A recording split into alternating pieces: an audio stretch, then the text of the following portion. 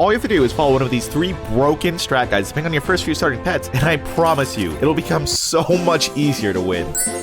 Number 3, the horse plus cricket, aka the early summoner strat. This one is pretty simple. You abuse the broken synergy of cricket plus horse early to get some free wins, as this is certainly the strongest early game combo, as the cricket goes from doing 2 damage to 4, making it favorably trade against literally any single starting pet. And it doesn't just stop there. The more cricket, more better. The more horse, the more better. The important thing here is to consider whether or not to combine your crickets, as the level up is mostly useless, and it's usually just better to keep them around as level 1s. However, if you do get offered a lot of crickets in the early game, you can combine them on odd number rounds to get some pets from the higher tier, which is a great thing to remember for pretty much all strategies. Also consider buying honey over another mediocre pet like a pig, as it combos well with the horse and cricket. So don't combine your crickets unless you really want some pets from the tier higher. It's usually better to transition out of crickets as soon as possible, or combine them at the right time. It's best to combine the crickets or the horse on turns 5 or 7, as the only good summon pets from tier 2 and 3 are the spider and the ram, so your chances of getting them are really low and they're not that great anyway. However, if you can buy them on turn 5, we can get some insanely OP pets. For instance, the whale and deer are certainly tier 1 summon pets,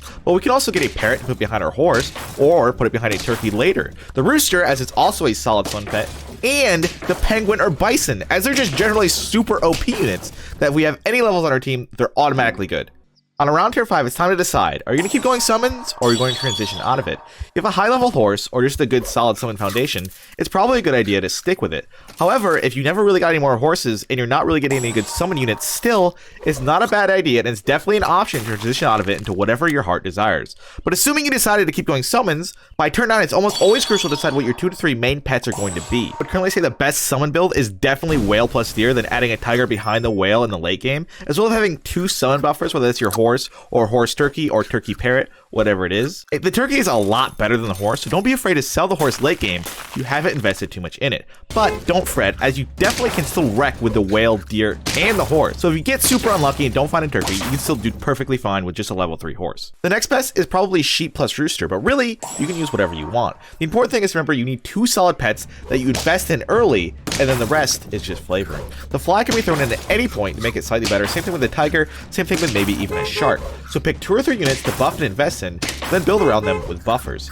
Race specific lineups are scorpion, sheep, rooster, turkey, tiger, deer, sheep, turkey, tiger, fly, and many others depending on your RNG. You should have 2 main units and then a buffer such as a turkey or a horse, and the rest is just flavoring. Number 2, and my favorite, the fish strat. This one is brain dead easy. Even though it isn't as strong as the first strat, it is much more consistent. You can do it almost every game, as it really doesn't require any early game RNG. It is super simple to pull off. I use it whenever I don't get the starter I want, such as being offered a lot of pigs or ducks, or when I'm offered a lot of fish, as it makes it much easier to pull off, obviously if you start with a lot of fish. But what exactly is the fish strat? Well, for the first 5 turns, all you do is hard roll for fishes and swans. It's that simple. The goal is to try to get 6 fish before or on turn 5. And then, this is very important, do not combine your fish until turn 5. Then when you get on turn 5, turn 3 fish into a level 2, see what tier 4 unit you get, assuming it's not complete trash, grab it, put it in your lineup, then combine the second set of fish into another level 2, which now buffs your new unit and your swan. Then check to see what new unit you got from your second combination. If it's not trash, add it to your lineup, or at least try to have a full board, and then combine the 2 level 2 fish into a level 3, which will then buff your entire team for +2/+2 and make it an absolute wrecking machine. Here's a list in order of the best tier 4 units to go with this strategy, but feel free to use whatever you want, as you'd be surprised what works well. The 2 key ones are the penguin and bison, as they're already super strong pets, but they even work better with a level 3 already and levels, obviously, so they're just insanely good. Main idea is you want to get and retain as much value from combining the fish as possible. You end up getting a bunch of really bad tier 4 units. It's not the end of the world, as this one fish can usually carry you, but you want to try to keep as much of the pets that get the fish buff as possible, as technically the fish buffs are equal to 15 gold's worth of buffs, as the average bonus stats your team gets is worth the same as 5 pairs, 5 of them. So try to keep as many of the pets around as you can, but also don't be afraid to sell them for something better. It's a balance act. You basically just need to keep at least 3 units for the time period, but the dream would be 4. The other 1 to 2 units you get later can be literally anything you want, as your other units will be so strong that it really won't matter. This is a great time to get achievements, as you can really just get any dumb animals you want, not have to worry about them working out. And sometimes you just don't get enough fish, as RNG is a part of the game, and that just sucks. But the mistake I made a lot when I was first learning this was buying too many swans, as they cost 3 gold, and that's 3 rerolls. And having 6 fish on turn 5 is far more important than having an extra swan. The extra swan really really isn't worth it if you're worried you might not get your 6 fishes. Also, it's almost never worth it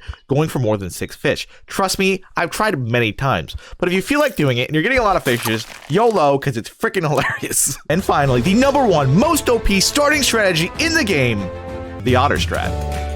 When available, this is by far the strongest starting strategy. It's the otter buff strat, and it's also very simple, probably the simplest of them all. Start out with 1 unit, preferably the mosquito, as it's the best late game tier 1 pet, but the fish, or really anything, works just fine. I actually just used this with a duck before making this video. Then what you do is place your unit of choice down, and then buy 2 otters, or 1 otter and an apple, and just continue feeding everything you have into that 1 unit. And make sure you garlic him as soon as possible, as an early game garlic on a big boy is insanely overpowered. Then you have a few options. 1, you can just keep buffing with more otters and more food and never buy another pet, and you steamroll the entire game with 2 front units that just roll over everything. That's how you get the world record, by the way. This is the world record strat. But that is insanely hard to do and requires a lot of luck, as you need a frick ton of otters. The second option, to buff it as much as you can the first 3 or 4 turns. Then buy crabs. They will instantly start with the same insane amount of HP as your buff unit, which at this point is usually around 10 or 12. Then put a meat stick on them and completely roll over everything you see. The third and most reliable option, in my opinion, is to buff it until you see a kangaroo. Then put the kangaroo behind him. The kangaroo is very strong, with the unit in front of it can guarantee 3 or 5 attacks, as it almost always can in the early game, as your front unit is so much stronger and bigger than every other unit. Then just buy a bunch of scalers such as swans, penguins, bison, rabbit, monkey, cow to keep buffing your front 2 units. Be careful though, because in the super late game, other people will start having big units too, and this strat starts to fall off. So try to win early. But if not, start preparing to buff your other team members, as the 2 big boys in front won't be able to scale past 50-50. But yeah, that's basically it. Choose 1 tier 1 unit, use an otter to buff them into oblivion, and then destroy everyone. Easy peasy. If you want to see some cool videos using these strats, click here, and that's it. Okay, bye guys. Bye. Thanks for watching. Bye.